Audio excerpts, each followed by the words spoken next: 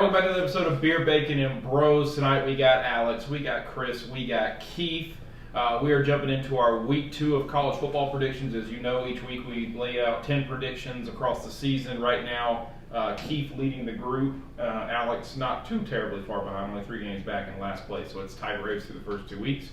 Make sure you hit the subscribe button for us. We are growing the family. We appreciate you being part of the family. If you're coming back for another video, thank you for what you do for us. Make sure you hit that like button so our videos do become more popular. And as always, you can hit us in the comments.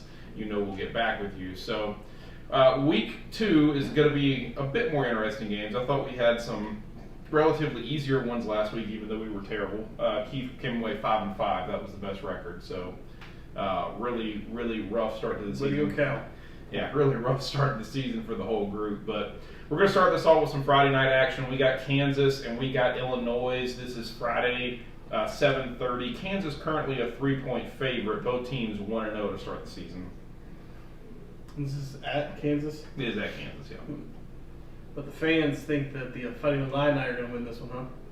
Looks like the fans, taking Illinois. That's usually ESPN's like it's fan versus FPI. That's like their algorithm.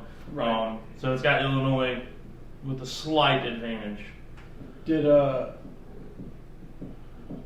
Kansas bring back their big runtime QB from last year? Daniels did come back. He didn't play in week 1. He's injured, and so he's still a game-time decision. Jake Bean, who was a little bit of a backup last year for them, took on the starting role here the first week. Luke Altmaier, the Ole Miss transfer, is the starting quarterback for the Illini in week 1. And who did the Illini play? Toledo. Won by 2. And then Montana State for Kansas. Yeah, but Toledo's not anybody to just look past either. Right. That's probably a MAC team. winner. Yeah. I'm gonna go Illinois on this one. I think they'll walk into the Jayhawk Stadium and walk away with a dub. Yeah, I'm going to go with Alex on this too. I think Illinois walks away with this one. I think Illinois got, especially seeing how they played last week against Toledo. Yeah, I own Illinois in our college fantasy league. I'm not playing them this week. What did I mess up? My name's Alex. Yeah, my bad. He's not. I'm thinking he's not short enough for 6. I know. I was thinking all the way to the right. Couldn't remember Adam went with us. So our week 2 matchup is one of Keith's teams, and probably a shocker from week 1. But the top 22 team now, Colorado at home versus Nebraska. Colorado all the way. That matchup predictor is just not taking into account anything that happened last week. It has to be ignoring it. Yeah. The fancy algorithm ESPN's got showing 58% in favor of Nebraska, which their offense last week just looked like a Marcus Satterfield offense. Yeah. As South Carolina fans, we know all too well what that means. Yeah. Colorado, yeah, they're always zero defense. I mean, that's the only downside to Colorado is zero defense. Well, offensive side of the ball, they're on fire. They played defense for the first half of that game. The first half of that game was actually really close. So they played defense the first half, and the second half became a shootout. I mean, they've almost doubled up Nebraska's offensive stats here in week 1. Yeah. Well, and Nebraska only scored their only touchdown on a botched trick play. Yeah. When they should have been sacked for a 20-yard loss or fumbled it over to the defense. Right. I can't believe Vegas only has Colorado a 3-point favorite here at home. That's my thing. This is also now you're going to Boulder after a huge on-the-road win in Texas. I think Boulder fans, they're going to be crazy. Yeah. Sorry, in Texas, I forget there's 35,000 schools in Texas. Should have been a little more specific. But Boulder is, so as recently somebody that was standing foot in Boulder a week ago. Small little town, I think it's going to become like the most densely populated town in Denver come Saturday. Oh, absolutely. And the Buffaloes are going to walk away with this one easy-handed. Yeah, Even Colorado's weak defense is not going to allow Satterfield to do what he needs to do. No. You know, yeah. I saw a pretty outrageous stat the other day that last year you could go to every single Colorado game for $222. All like 7 total. games. Total. All 7 season. games, yeah. $222 total. This year, their going rate for a single ticket is like $475. Jesus Christ. For a single ticket. The meter swung a little too far the wrong way. We are going to Georgia in a couple weeks for cheaper than that, and they're on a back-to-back looking for a three-peat. Yeah. I mean, wow. So but I'm definitely taking Colorado to beat the old fighting Marcus Satterfields because the Marcus Satterfield. that man can't. You know, It's going to be a roughing. Yeah, give me Colorado. The Nebraska message boards are going to be calling for Satterfield's head after. Well, they were already doing it last week against Minnesota. Game 3 here, we got number 10 Notre Dame on the road at noon in NC State over there in Raleigh, North Carolina. Notre Dame currently a 7.5-point favorite, already 2-0 this season. Granted, Navy's not the best team, but other than that, they played what? Tennessee State? Tennessee State. Okay, yeah. And NC State started the season on the road at UConn. yeah, which it means. And kind of struggled against UConn. Well, hey, UConn went to a bowl game last year. UConn's turned their program around. They got who they got Jim Moore up there now. Isn't Jim Moore up there? Yes. Give me the Irish on this one. Yeah, I'm taking the Irish and is it Hartman? Sam Hartman. Hartman, yeah. Yeah. It's interesting. I think I want to see how All the Notre way Dame. across. Adam's got them too. Adam's got Illinois and Colorado as well. Okay. I'll fill you in. Appreciate it. Yep. So yeah, I think it's interesting. Notre Dame, started the season technically on the road in a neutral site in Dublin. They get to come home. Tennessee State blow them out too. I think there's something going on really well with Notre Dame right now. Sam Hartman looks really good. The offense looks super balanced. Obviously, they played nobody defensively, so I'm interested to see what this looks like when they play NC State. 7.5 actually has a decent defense. Yeah. At home. Yeah. Yeah. In a real Conference game. in a real competitive environment. Dublin, Right. Ireland's fantastic. Though it's not technically a home game, but I don't think anybody in Dublin, Ireland's going for the American Navy. No, Academy, probably not. Probably not. They're fighting for the Irish. So this is a real road test for them. 7.5, tough line there too. That's taking the hook is dangerous. Raleigh's a fun city. Oh, yeah, you've been up there many times. All right, this is one I'm really excited for. This is probably my most anticipated game for me this week outside of the Texas-Alabama game. Ole Miss, Tulane, in New Orleans, 3:30, Saturday, 2 top 25 teams. Right now, Vegas has Ole Miss a 7.5-point favorite. So I wonder, when was the last time Tulane really got tested like this? USC. What part of last year's season was that? Southern Cal bowl game, I guess. Okay, and they won. They beat Southern Cal. They played UCF. Oh, they did go through a couple teams there. They played UCF. They played Cincinnati. The American Athletic Conference is the best conference outside of the Power 5. I don't know, man. Ole Miss put a whopping on Mercer. Yeah, I know. Yeah. They were calling for Mercy. I don't know. They're going to be in NOLA. This is a tough game to pick. I mean, because if you look at the offensive side of the ball for Ole Miss, they're stacked. I mean, they got a great run game. They got two really good quarterbacks. They got Lane Kiffin and Jackson Dart, and they got the Spencer Sanders. Yeah, Sanders from Texas Tech from last year who transferred out, or Oklahoma State, sorry, who transferred out. So I mean, they've got talent. It's going to be. Is this the Tulane that showed up against USC, or is this going to be a Tulane that's been a little depleted thanks to moving on to a new season? This is a real test for how good Tulane's defense is, because last year they were top 5 in a lot of categories defensively. I think they were number 1 against the run nationally last year. This is a team that likes to run the football, and Ole Miss also has that dual threat with Jackson Dart and Spencer Sanders, whichever one ends up playing quarterback. Right now it looks like Jackson Dart's staying the starter. staying the starter. But this is a test right here. Yeah, this is a really cool game to see too, because I mean, I know this was years out, playing on the schedule. Ole Miss probably thinking Tulane will be nobody. Yeah, nobody. Yeah, it'd be a and now all of a pushover sudden game. you got a top 25 game in week 2. So, I mean, the thing that gets me is Tulane's defense has allowed 265 right now. It's only week 1, of course. Yeah. So you got some kinks and hiccups like that, but even though it was Mercer, for Ole Miss to go out there and almost hit 700 yards, is insane. Total offense. Yeah, that is a lot. To be clear, South Alabama is a really good team too. They're expected to be a top 2, top 3 team in the Sun Belt this year. So that was a tough week 1 for Tulane. So, but that kind of goes to my point even more, that Ole Miss has a legit offense. They have a legit coach, Lane Kiffin. I'm going to go Ole Miss with them. I think they cover the 7. Ooh. Yeah. Yeah, I think Adam took Ole Miss as well. I think I have to go with the Rebs too. I think We're gonna clean sweep the board here. Yeah, I think with the Not a good offense, sign right now. No.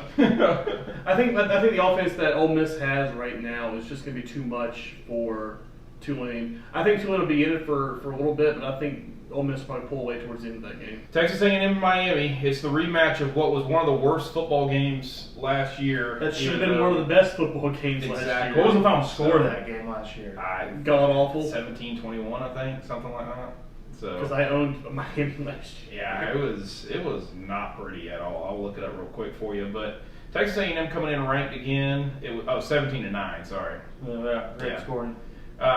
Texas A&M coming in ranked 23. They are a 4.5-point favorite on the road. Hard Rock Stadium in Miami. Miami walked away with a victory in Week 1. Looked at times not great against Miami, Ohio. Of course, Texas A&M had New Mexico, so neither opponent really played against. Right, they didn't have a stout team to play. They didn't go up against anybody big. Yeah. Any good defense, any good offense. Man.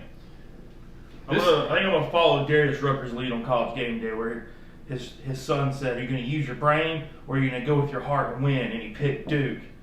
And I'm gonna go with my heart and say this is the tipping point for Jimbo Fisher's career, and Miami gets the victory at home. Okay. He's going to be walking out with about $80 million here in a couple weeks. Yeah. Is what you're saying? Those Texas A&M boys got that oil money. They can figure out how to get that $80 million together. There's some talent on Miami that I like, and a lot of it is young talent. And then there's like Texas A&M, and I just don't know what to expect. And like, It's the crazy part about A&M is like we watched them last year. I don't think they went up in the talent level at all. Yeah. And for some reason, people are still saying they're going to improve off of last year when they've been slowly declining every year. I just don't understand what these experts and the talking heads are seeing. So like, it's very alarming to me that people still have all this faith in A&M. yeah. A&M won the game last year. I'm gonna stick with them because they were bad last year, and I guess they have gotten better. Maybe, I don't know. This is a hard one to pick. This could go either way. Like this really. Yeah, This might be the hardest This one. is a for me. coin flip, and like Alex is saying, you got to pick with your heart or your mind, and mine's leaning towards A&M, so I'm gonna have to go A&M on this one. And now I went A&M as well. Okay. Well, Alex got a big shot here, so here we go. All right, give me a little Auburn, California action. What would soon to be the ACC versus SEC. So right now, Auburn a 6.5-point favorite on the road at Cal. Huge time difference. 10:30 p.m. on this one. Auburn coming off a big win against UMass Week 1. Cal a surprising blowout of North Texas on the road Week 1, where some of us on this show, took North Texas. So.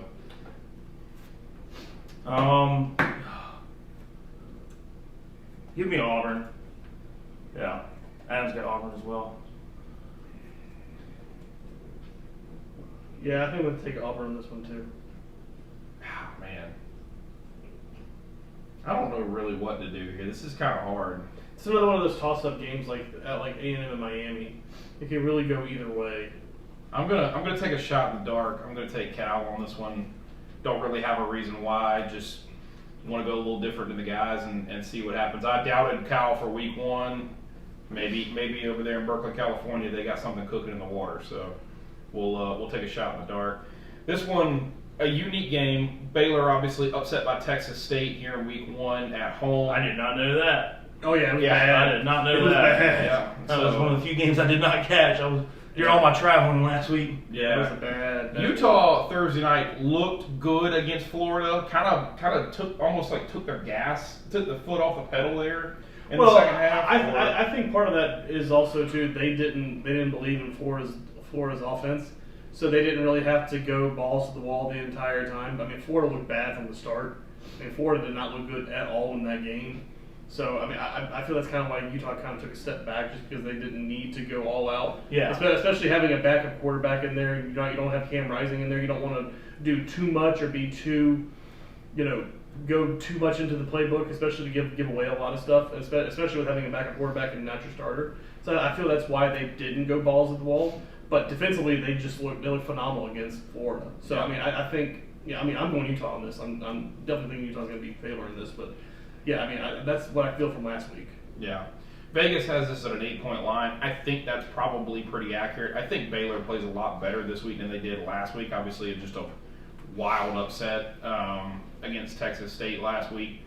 Utah, a lot of my confidence in how well Utah's going to play this game comes around Cameron Rising. Do they get Cameron Rising back?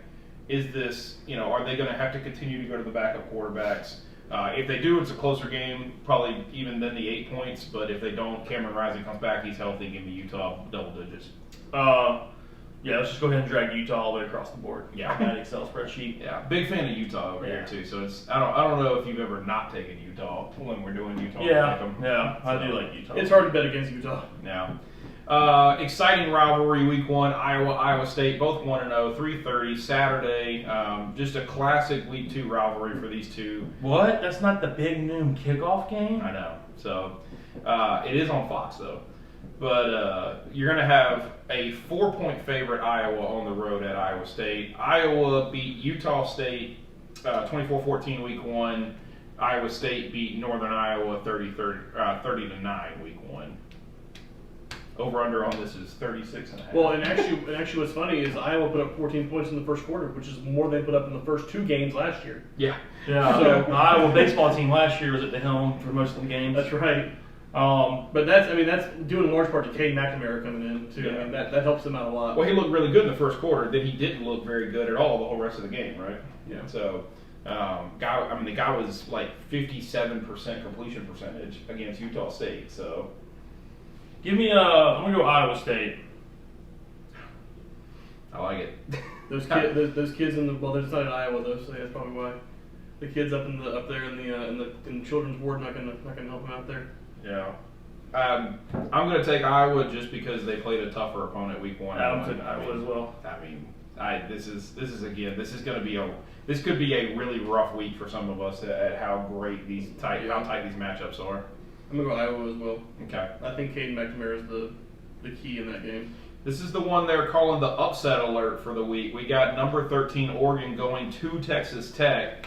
7 o'clock on Saturday. Texas Tech lost to Wyoming in double overtime at Wyoming to start the season.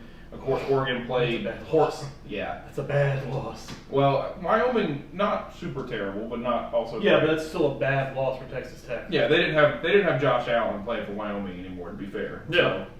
So, Portland State was the opponent for Oregon. Oregon a 6.5-point favorite on the road in Lubbock. Did you see that the Duck had to do like 500 something push-ups? Yeah, they scored 81 points. Yeah, so he did like 500 push-ups Yeah. that day. Yeah, 81 points, 729 yards of total offense for Oregon. Yeah, I don't know why they're calling this upset alert. Yeah. But probably because Oregon coming off that big win, Texas Tech coming off that big loss, want something. Well, I shouldn't say big loss, but disappointing loss, wanting to prove something. So, especially being at home. But give me the Ducks. Yeah, I'm going to drag that over to my name too. Let's go all the way across with it. It's scary, dude. I'm going Oregon as well. It's scary when Vegas gives you a 6.5-point line on a game like this. They can tell. Well, they always know something. They always know something. So tomorrow somebody's gonna come out. Oh, Bo Nix is hurt. Yeah, yeah. Bo Nix has the flu. Bo Nix has got the Rona. Yeah, he's got. Don't worry. He's got the vid. Bo Nix has the diarrhea that made that Delta plane turn around the other day. Oh wow, that was rough. Yeah. There was I saw confirmed video of somebody walking off the plane took a video of the aftermath. it was bad. It was bad. Yeah. Oh god. Yeah. Diarrhea was literally everywhere. I might would have just grabbed a parachute and jumped out at that point. Yeah. So. I'll take my chances. Yeah. All right, well, the big one, College Game Day, Tuscaloosa, Alabama, number 3 Alabama, number 11 Texas. Both teams 1-0. Obviously, a fantastic game last year. The Longhorns had the tie for quite a bit. Alabama came back and won. Alabama, a 7-point favorite at home at Bryant-Denny, 7 o'clock Saturday night. Such a big game.